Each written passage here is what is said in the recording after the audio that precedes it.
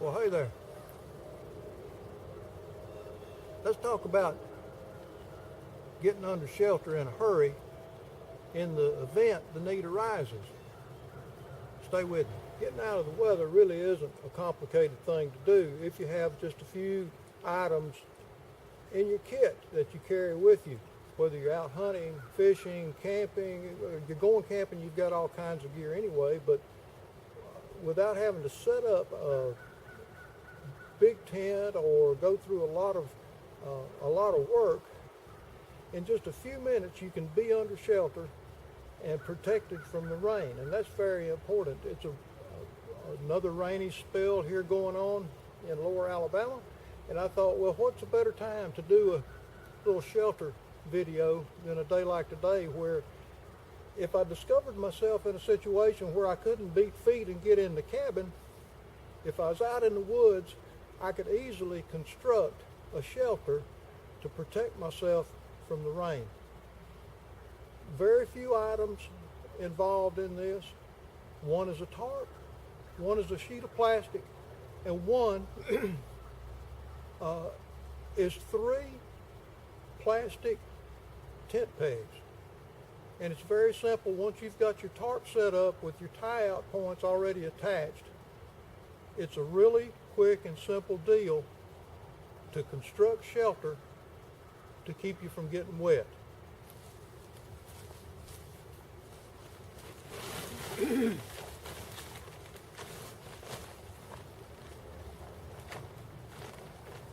The first thing I would recommend is look overhead.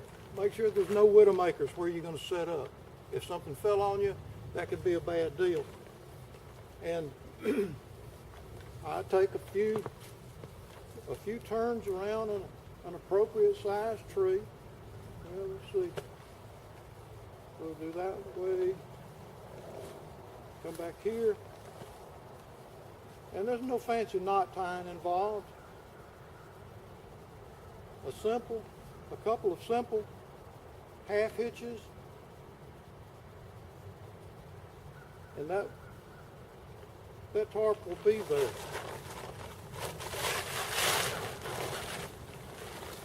Grab the stake,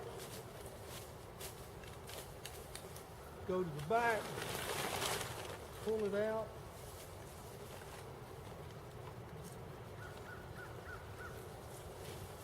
and push the stake in the ground. The back is set, go from one side, repeat the process. Stake through the loop and just stick it in the ground.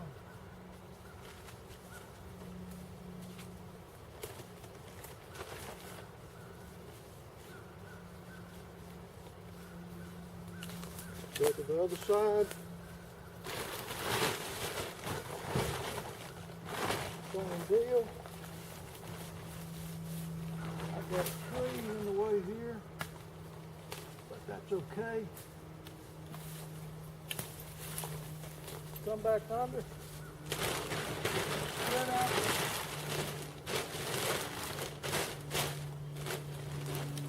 Spread out your plastic, and you're out of the rain. Now, if I'm going to set up for a length of time, perhaps this rain is going to last for all day or all night, and I need to pitch a shelter that's going to get me through the spell of weather, I'll show you how to do that. I mentioned earlier that the first thing you do when you pick a site is to look overhead. Make sure there's no widowmakers going to fall out of a tree while you're trying to seek shelter from whatever the conditions are. And not only that, but in any recreation situation, when you go out to camp or sit in the woods or do whatever you do outdoors recreation-wise, be aware. Practice situational awareness and make certain that a dead tree isn't going to fall on you, or a dead limb in a tree isn't going to fall on you. Now, what I've done in surveying this site was to come up with a really good idea about which way the water is going to flow during the rain. And my conclusion was that it was going to generally run in that direction.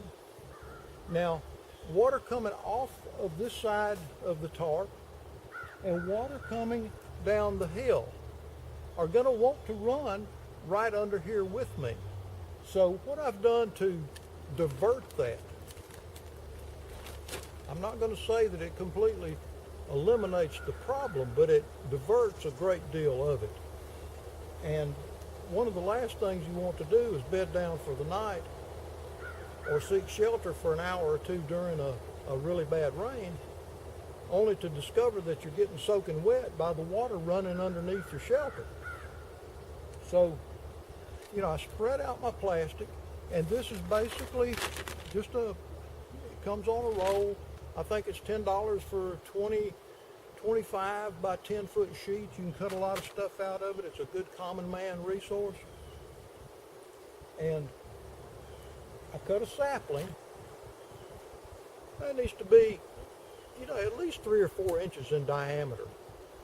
If you can cut one bigger, that's fine. In a hurry, you may not have the option of selecting one bigger. Use what you can get your hands on. And I laid it down on top of the plastic, and I rolled it back toward me. 2 or 3 turns. It's not going to go anywhere. It's there. I also, it doesn't reach all the way out so that water that's running off of the tarp or rain that's coming down can collect on it and then run inside where I'm at. Instead, it'll sit back about a foot from that edge. And for all practical purposes,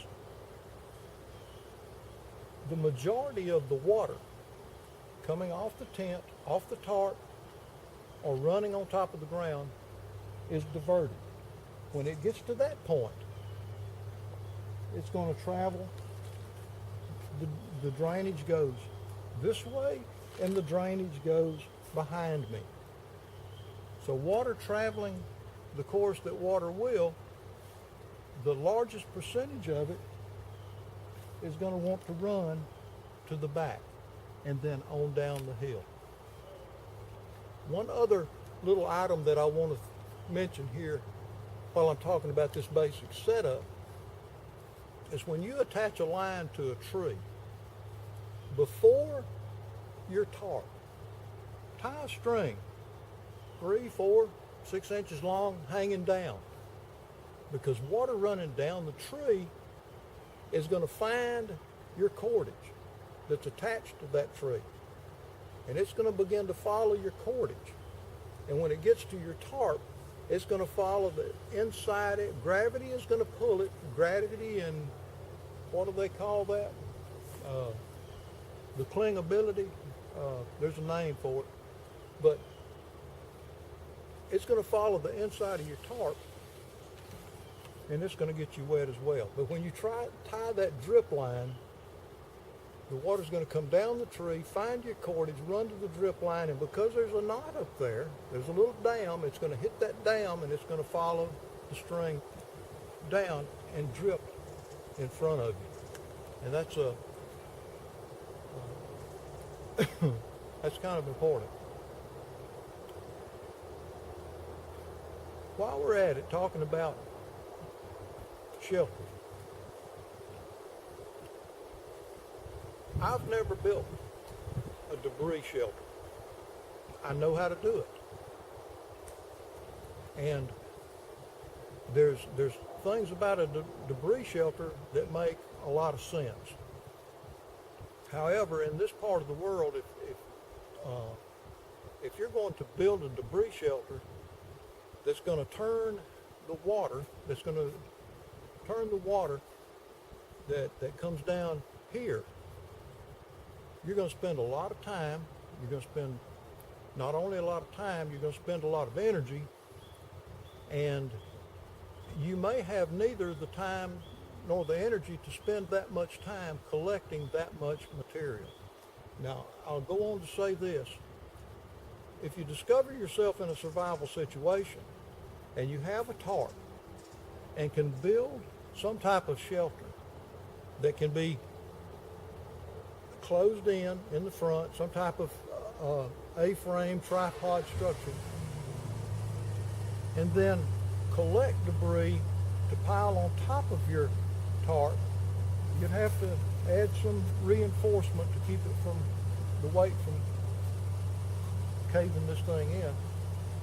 Add some debris to that, leaves, pine, straw, that sort of thing, and then lay some branches on top of that to build up a layer of insulation. Now that's a really, really good idea. Something that will help to insulate your shelter and perhaps keep your fanny alive in a genuine survival situation. We appreciate you watching and certainly hope that what we've done here in these few minutes might be helpful for you. And what I want to say is get out. Enjoy yourself in the great outdoors. Take advantage of the opportunities that surround you in the great outdoors. And don't be afraid of a little bit of rain. Don't be afraid of a little adverse weather. Certainly be mindful of, the hot stuff, the lightning and that sort of thing. Stuff that can not only hurt you but kill you, and kill you in a hurry. But get out. Have fun. And we will see you on the next one.